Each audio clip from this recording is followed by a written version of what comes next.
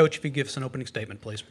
Well, coaches love when players kind of back up what they say in public, and I think I put it out there pretty consistently over the last few weeks about the resolve this team has, the heart this team has, no matter what. And today was just more evidence of what they're made of, and so I'm very happy for them, very proud of them. Very happy for Dylan Eskew and Tyler Dean and Parker Marlott and Matthew Becker. They just faced potentially the #1 overall seed in the NCAA tournament and gave up 2 earned runs. Couldn't be more happy for them, proud, and again, you don't need any more proof of the resolve of this team. All right, if there are questions for the players, please raise your hand. Let's start on the front row, far left. Alan Cole, GamecockScoop.com. Ethan, that ball in the 8th inning was on you pretty quick with the tying run on second. Was there any problem with the sun there? Did you see it immediately? Can you kind of take us through that play, please? I just kind of reacted, and it just came right to me, and I kind of got a little nervous, so I just flipped it over there.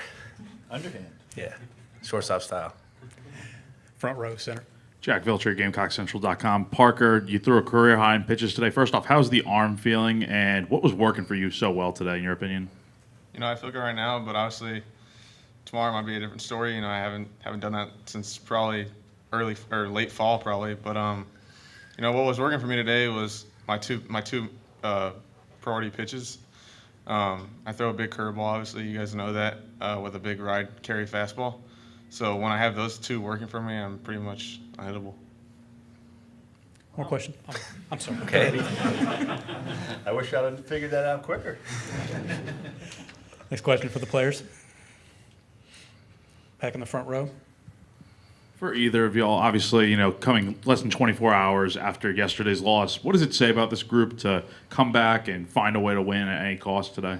We just know how to bounce back from anything. We're the most battle-tested team in the country.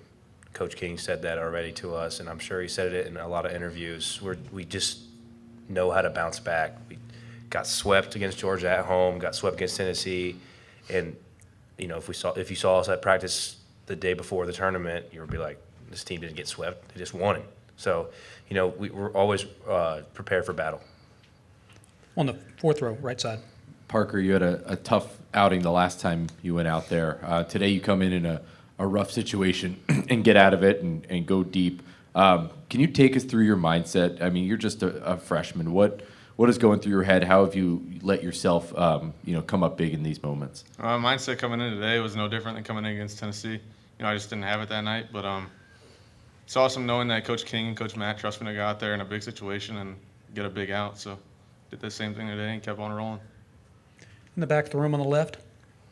Yeah, Ethan, I guess nothing is official yet with Gavin, but if that was his last swing, what has he meant to the team this year, and how big of a hole is that for you guys, and how much more is on you being a first baseman now? Well, and let me answer that question before Ethan does, because it's not official that it's a done deal. I know supposedly a hot mic caught that it was definitely something. The doctors, our official doctors, still need to look at it. We could potentially have a Christian Walker situation, and all the Gamecock fans know what that means from early in 2000. I don't know if it was 10 or 11 when he went through that, but we are not going to say that Gavin's season is over yet until we exhaust all things that might get him on the field. If it doesn't work, it doesn't work, but we're not going to be of the mindset yet that it's over. So I don't know if you want to still have that question for Ethan, but Yeah, next guy up. We got Talmadge, Lee Croy ready to go. Will Tippett ready to go. So, those guys are our guys, and they're going to be ready to play against LSU tomorrow night. All right, in the front row on the left. Parker, kind of going off Jordan's question, you come in there in a bases-loaded situation, get that first out. Can you take us through that at bat, please? And that kind of set you down at all to get that first out in such a big spot? I think I don't know if I threw 2 curveballs in a row or what, but, getting that's a big out. So, that kind of gave me momentum for the rest of the 3 1/3, I think. So, yeah. Any more questions for the players? If not, Ethan, Parker, congratulations. We'll see you again tomorrow. Thank you, guys. Thank you. good job.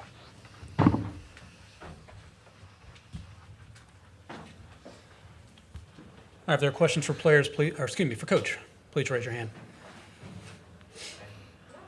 Let's start on the front row. Mark, when did you know you're going to go to Parker at some point today, and have you ever seen him even in a scrimmage or anything like that throw as many pitches as he did today? No, he's never thrown 57 pitches. Rarely do you see young pitchers that are not going to be starters for you throw that many pitches in inter squads.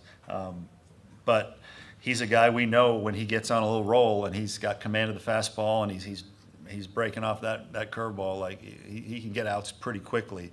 And it almost felt like we're going to ride him a little bit like we did Veach in day one. I think it was day one. Losing track now. We've been here for so long. But it kind of had that same feel to it. And then we kind of got to the end there and you're like, all right, it's time for the next guy. But Parker has good stuff. As you can tell here, he's got a very low heart rate. Doesn't seem to be flustered by much. And that's not an easy situation for a freshman out there, and he made a lot of big pitches. And we finally started playing defense there the last 2/3 of the game, and obviously that, with the way we pitched, allowed us to keep them where they were. Right in the center, first one. Hey, Mark, kind of the same question I asked Ethan. First off, what does it say about this team to come out here and respond the way they did after last night? I don't think it says anything other than what we already know, that I've been preaching to everybody that is willing to listen, that wants to listen. This is a good baseball team, one of the best in the country. It's played arguably the toughest schedule in the country.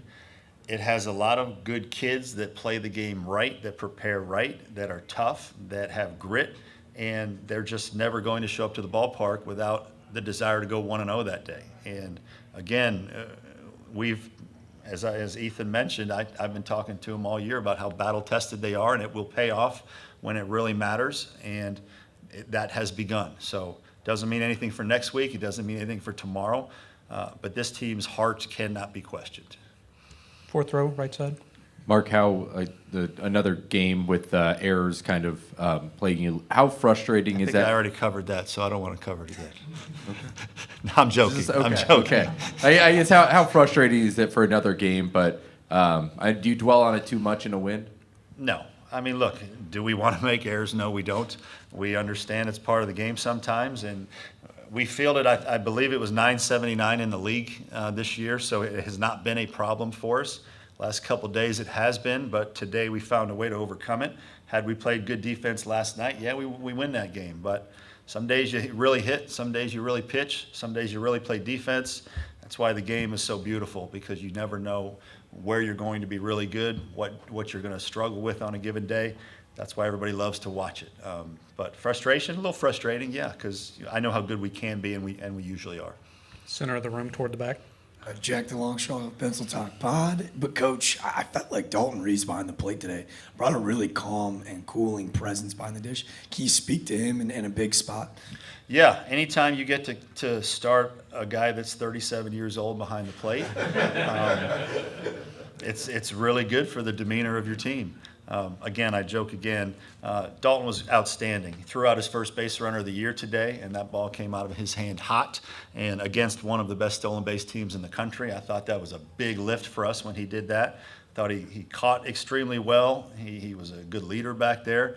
And, yeah, it was a calming presence. And so I'll have a decision to make tomorrow whether he catches or Messina catches, because, again, I don't want to overextend Messina as much effort and as much as he's put into this weekend. I don't want him to go into next weekend tired. So I'm going to have to talk to Messina and see how he feels about it. And I feel great with either one catching. Front row on the left. I know you don't know yet on Gavin, but if he's maybe at least out tomorrow, do you know who an emergency third baseman might be if something were to happen to Talmadge? Yeah, Lee Ellis. Lee Ellis is more than capable of playing third, short, second. And if we need to go to Lee Ellis, we'll go to him confidently. Right in the back room on the left. Yeah, Sorry, Mal- John. Sorry. Yeah, more Kentucky starting pitchers been really good all year, except for you guys have gotten them pretty big twice. Why do you think that is? Yeah, I don't know, John. It's funny. Baseball, again, just like I was just talking about how all three phases, you really never know what'll show up and what won't. Some matchups just favor you, whether it's because we are a heavy left-handed lineup, whether it's because of the way he pitches, as a guy with certain characteristics to his fastball. Some guys get us better than others, and some guys we get. But we had 2 games against him, and we were really good both times. And he's one of the better pitchers in this league, without question. So I just think it's a game of matchups.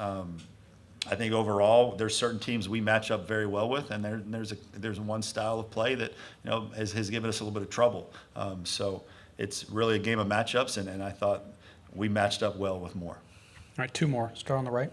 Mark, you guys have had 16 runs come with 2 outs. Was there any different approach there? What have you seen from your guys with 2 outs? No, offensively we've been much better over the last, I'd say, 5-6 weeks, and we haven't changed our approach. We've just gotten better production. We've gotten, obviously when Messina for the first half of the season was struggling with runners in scoring position. Now he's as good as it gets, so the game turns like that sometimes, and it gets contagious, and when your best guys are doing it, it's easier for the other guys to follow suit, and our approach doesn't change, but obviously the results sometimes change. All right, third row center. Mark Kevin Skarbinski, the SEC blog. The 3 teams that we know that are in the semifinals all went 13-17, the 8 seed, the 10 seed, the 11 seed. Are seeds irrelevant in this conference? Absolutely. Because what I think is lost on some people is the context of who you played. A 13-17 record, if you've played all the top 4, 5, 6 teams, is different than a 17-13 record if you didn't. So it's such a small sample size. 30 games is an extremely small sample size when there's an unbalanced schedule. In the big leagues, they play 162, and sometimes there's a one-game gap over who wins a division and who's a wild card team. So if you don't think that there's a margin for error in a 30-game schedule when it's an unbalanced schedule, you may play all the best teams, you may play some of the teams at the bottom. It's so random that 13-17, I don't think it's a big enough sample. And on top of that, I will say that every team in this league is so damn good that it's a hit here, it's a walk there. I mean, it can change by a couple of wins either way. So it's a damn good league is how I will sum that answer up. All right, Coach, congratulations. We'll see you again tomorrow for the Okay, semifinals. thank you.